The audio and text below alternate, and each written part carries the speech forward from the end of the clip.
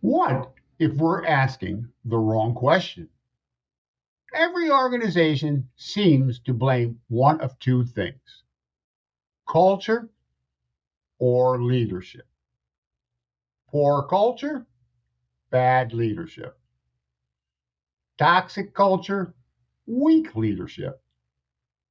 When performance slips, when morale drops, when turnover rises, the finger usually points to one of those two things. But what if neither one is the real problem? What if we're simply looking in the easiest place to point? People like simple answers. Organizations do too. It's comforting to identify a villain. If culture is the problem, fix the culture. If leadership is the problem, replace the leader. Simple. The problem is that simple answers rarely solve complex issues because culture and leadership are often the most visible parts of the organization. Visible doesn't always mean causal.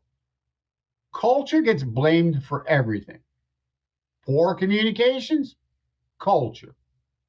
Low accountability, culture.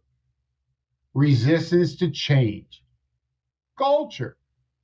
But culture doesn't create behavior. Culture reflects behavior. Culture reflects what people experience every day. It reflects what gets rewarded, what gets ignored, what gets reinforced. Culture isn't the game, it's the scoreboard. And scoreboards don't create results, they reflect them. Leadership gets blamed just as often. And sometimes leadership absolutely deserves it. But not every problem starts with leadership.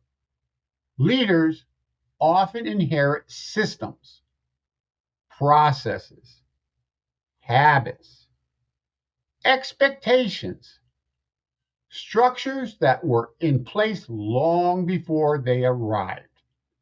Yet, many organizations act as though changing the leader automatically changes the outcome.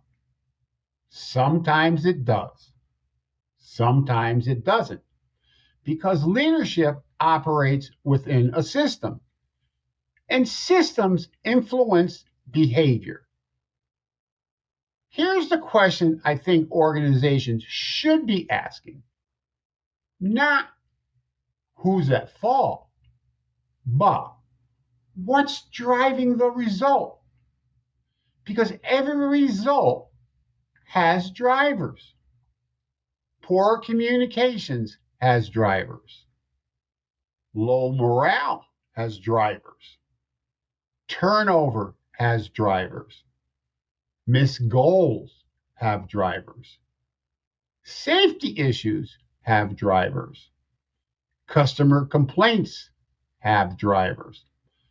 The problem is that finding those drivers requires investigation, and investigation takes more effort than blame. That is why organizations often solve the same problem over and over. The symptom gets attention, the driver survives. The issue disappears for a while, then comes back.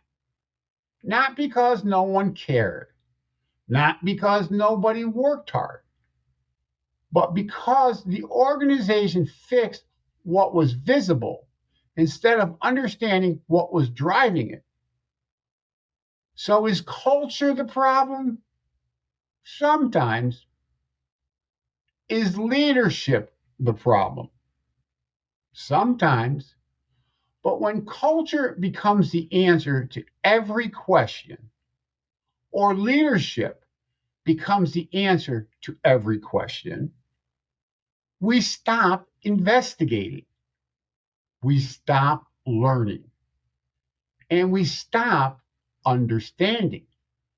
Because real improvement doesn't begin when we find someone to blame, it begins when we understand what's driving it.